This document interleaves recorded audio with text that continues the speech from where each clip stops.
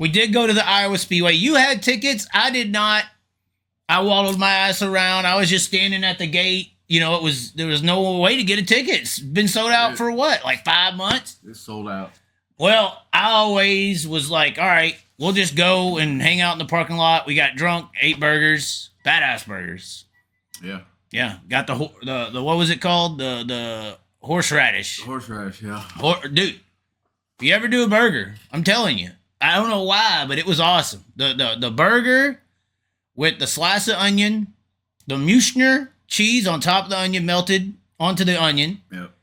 With horseradish, ketchup, mustard, and pickles. That was good. I know it sounds crazy.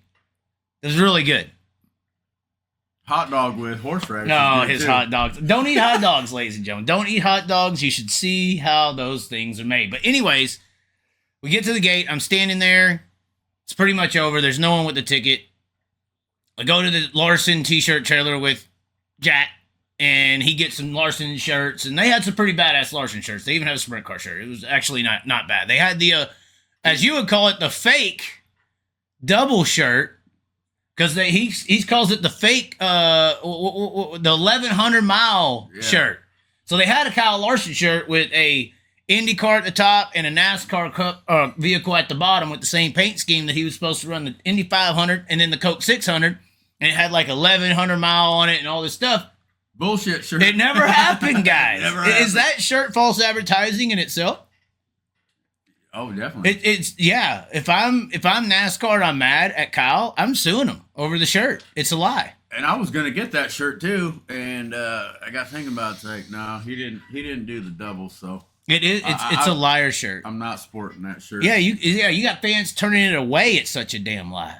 And so, anyways, we see these shirts. There was a badass Kellogg throwback shirt, but regardless, they do put sales tax on those shirts too. It ain't like the dirt track, $30. So we're walking back to Jack to go in. You had ran in because they thought on their DraftKings, because they were all placing bets. I placed bets too. I lost my ass. It said 7 p.m. on the start of the race.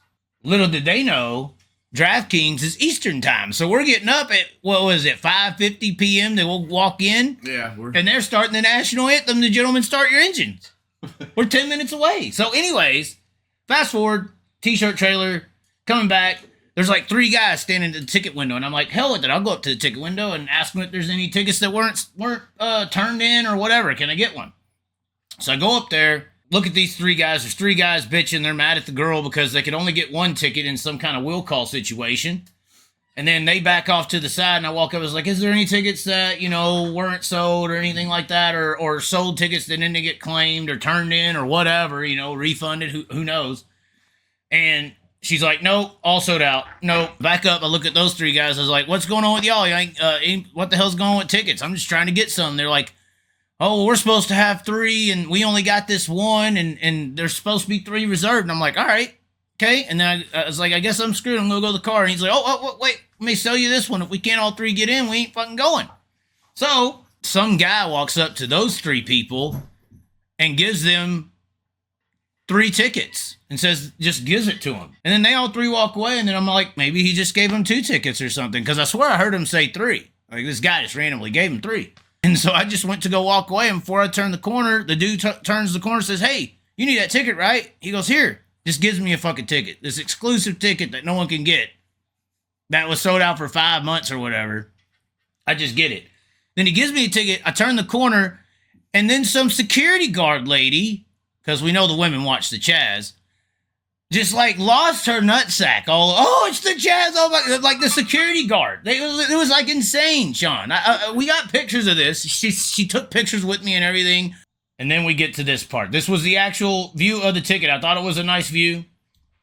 Iowa Speedway. Actually cool. Surprisingly enough, it blew my mind. We was pulling in. I was like, I wonder how many people sit here. Because I'm always going to, if I've been to NASCAR events, it's Daytona or, Bristol or Texas Motor Speedway or Indy 500. And it's like 300,000 people.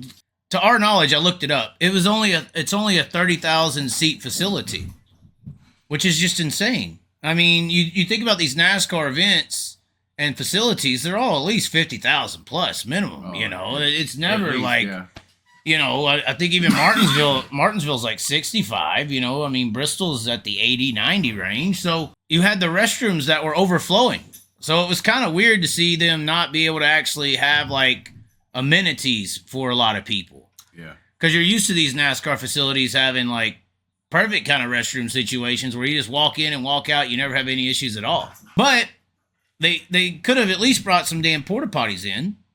All the porta potties, there was like 4 of them, and they were outside the front gates. The race actually goes, and the one benefit I thought of Iowa was that you could see the whole damn racetrack. It's not like a situation where you can't see all the action. It ain't a little dot on the back straightaway or something, or Indy was just absolutely horrible as far as trying to watch the race.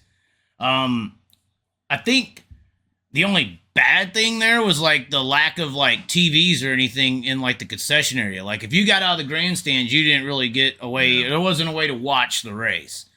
But surprisingly, it was entertaining. I mean, Kyle Larson and Christopher Bell were just, it's weird. I know Bell's being restricted. I think Bell is restricted mentally more than physically and capability wise. I think he's being held back because he's not free. He's not happy. You know, he wants to do all this stuff, so it's a mental war. Whereas Larson gets to do whatever he wants, so it's kind of more of a happy situation over there. And he's just, they should send him to the back every freaking week just to put on a damn show. Yeah, I mean, he was a show in my opinion. I mean, it was a show. I hate to say it, I was a Larson fan for like a good 45 minutes because they sent his ass to the back. And then he came through the field, and then Bell was right there with him coming through the field. So Bell and Larson basically railed the field in that second stage. He won the stage. And then, you know, it was a weird situation because in that whole run, I kind of needed to pee, wanted to get a drink, but the racing was actually good. And it was only kind of good because you were watching Larson roll through the field, you know, and actually was putting on the show. And then he took the lead, and then got into a wreck or something like that. I guess the guy, Denny Hamlin was involved. Is that what you're saying? Yeah. Really? Well, Larson saw a hole in between the two and took it, and he probably shouldn't have. I was actually surprised. I would say Iowa Speedway was probably the best NASCAR race I personally have been to. Obviously, Rusty Wallace, and I have respect for Rusty Wallace. I know there's issues with Kenny and all that, but only reason I may not, you know, like Kenny in a non-knowing fashion is I like drivers who make it on their own merit and don't have any, like, helper association to get them somewhere. And I think Rusty Wallace did that. Kenny Wallace, I don't know, you know, they always joke and say he rode Rusty's coattails, but, you know, I'm not going to be mean. It did kind of look that way. Right. You know, Rusty paved the way, and then here came Kenny, although he's younger, so I guess that would have naturally happened. But it's not like Kenny came up and started whooping his ass. You know, Kyle Busch is the younger brother of Kurt. Right. Nobody considers Kurt Busch better than Kyle because the younger brother came up and whooped his ass. Yeah. That never happened with that Kenny Rusty situation. So I do respect Rusty because he was the Kyle Busch of that brotherhood in a way. Right. And he obviously designed a really good racetrack because I thought the race was actually good, personally. So did you see all the way around the track where you were sitting? Yeah, you could see all. The other angle has like people's faces in it, so I didn't really want to do that. But it was like right front straight away, start finish line basically. Yeah, we sat up at the top, clear at the top off of turn 4. It was really good. Well, when I first got there, I walked down to turn 1, stood on the fence line, and then right there I stood on the fence line. Then I stood on the fence line in turn 4. So it wasn't that big of a facility. It just ain't that big, you know. And there's not a lot of grandstands or anything like it, really. I thought Iowa NASCAR was good. They should do it again, and maybe keep it 30,000. I think if you stay in good markets, you could keep that at 30,000 and make just as much money as a 60,000 seat facility because you could even up the ticket prices if you wanted to and sell them out because you have a level of exclusivity to go into the race because it's not as many grandstand seating tickets. Yep. You know, so it should work in the business-wise element. But anyways, I know people are tired of talking about NASCAR and all this other stuff. Let's move on into more important topics where men race, and it isn't just one guy or two guys, Bell and Larson, going up against the world. So